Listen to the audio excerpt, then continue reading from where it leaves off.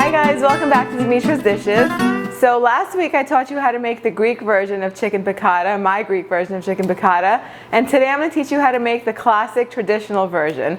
It's super easy, just like the other one was, with just a few basic ingredients. You can take this dish and serve it for two. It's great for serving it for two because it comes together in such little time. Literally from beginning to end it probably takes 30 minutes and it's on the table with any size you want. You can bake some potatoes or boil some pasta or make some really good bread, and I have lots of recipes that I'll link in the description box below. Anyway, we're going to go over the ingredients, but before we go over the ingredients, I just want to talk a little bit about the chicken. I'm not going to pound it thin today because I've already done that in previous videos.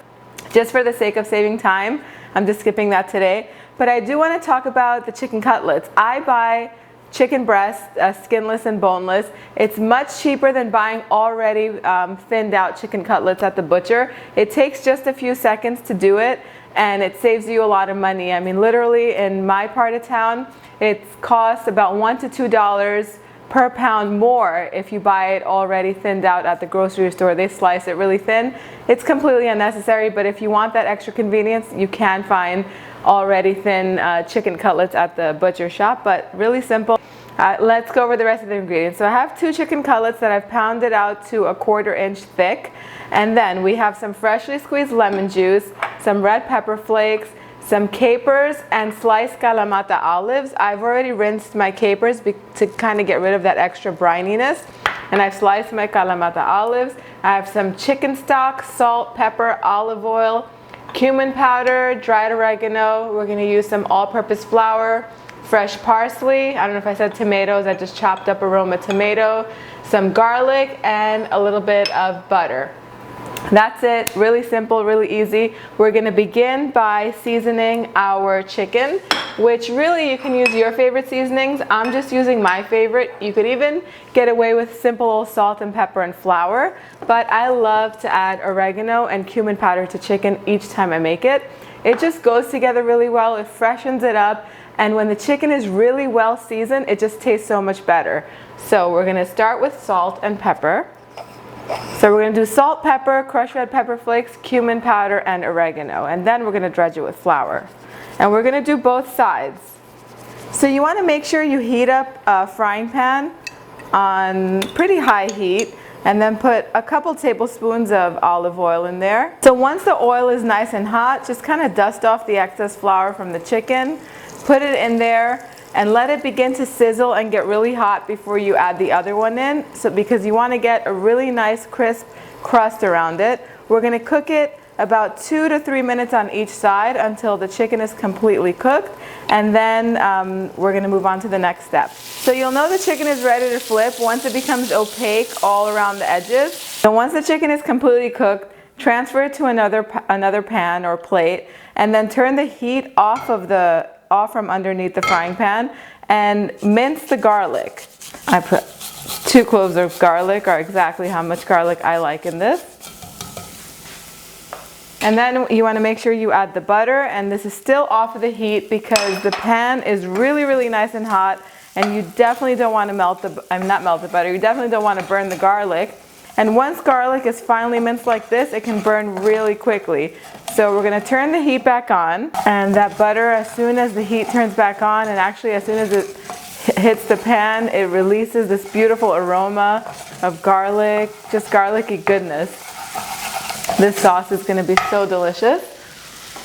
And then we're going to add the chicken stock, and we're going to cook it on high heat for about a minute or so it can just get all of the bits that are full of flavor.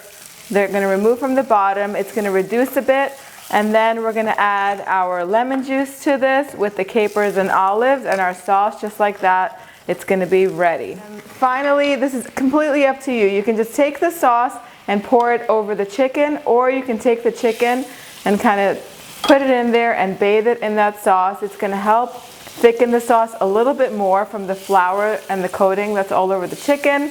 The chicken is going to absorb some of that flavor, and then that's it. So just like that, the chicken piccata is completely ready. All I'm going to do is just rip up some of this parsley on top, You can totally take out your chef's knife and chop this up really finely. It's completely up to you, but I like the rustic look of it.